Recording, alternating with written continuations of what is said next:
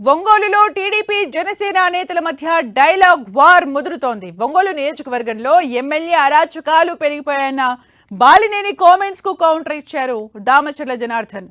తనపై 18 కేసులు పెట్టించి తమ కార్యకర్తల్ని సైతం రిమాండ్కు పంపించిన బాలినేని ఇప్పుడు నీతులు మాట్లాడుతున్నారని ధ్వజమెత్తారు. లాడ్జీల్లో, రిమ్స్ హాస్పిటల్లో మహిళల్ని ఎలా కొట్టించావో అందరికీ తెలుసని ఎద్దేవా చేశారు. బాలినేని పార్టీ మారారు కాబట్టి వదిలేస్తున్నామని, లేకుంటే ఈ పార్టీకి ఆయన కుమారుడు జైల్లో ఉండేవారని వార్నింగ్ ఇచ్చారు.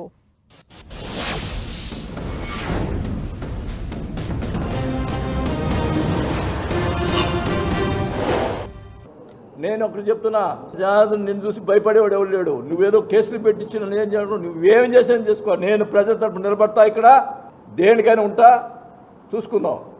దేనికైనా నేను సిద్ధమే. 150 ఫేర్ పే షాపులు ఉంటే ఒక షాపు ఇస్తావు జనసేనకి, ఒక షాపు.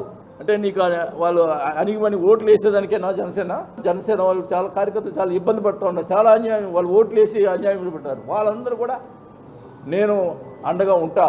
నేను ప్రతి కాన్స్టిట్యున్సీకి జరిగేటటువంటి ప్రతి విషయం నేను ఓపెన్ అవుతా. నేను ఊరుకోను, ఎందుకంటే దానికి ఓర్పు నశించింది. ఓర్పు అనేది కొంతకాలమే ఉంటుంది, ఓర్పు నశించింది. ఎవరైనా ఎక్కడ ప్రజలు ఎక్కడ ఇబ్బంది జరిగినా నేను రెడీగా ఉన్నా. నేను వచ్చి నాకు ఎన్ని కేసులైనా నన్ను పెట్టుకొని నేను మటుకి ప్రజల కోసం పోరాడడానికి సిద్ధపడ్డాను కూడా తెలియజేసుకుంటా ఉన్నా. మా మీద పోయినసారి ఎన్ని కేసులు పెట్టారు? 79 కేసులు పెట్టారు. వీళ్ళంతా మనుషులు కాదా? ఒక్కొక్కరి మీద 79 కేసులు. ఆడోళ్ళను కొట్టించాడు. నా మీద 18 కేసులు పెట్టించాడు. అదేవిధంగా రిమాండ్కి పంపించారు. 18 మంది రిమాండ్కి వెళ్ళారు. అతను నీతుల గురించి మాట్లాడతాడు. మళ్ళీ అదేమంటే పొత్తు అంటాడు. నాకు పొత్తుతో ఇప్పుడు ఆయన మాట్లాడేదంతా సంబంధం లేదంటాడు. అతను ఏమనుకోవాలో నాకు అర్థం కావట్లా.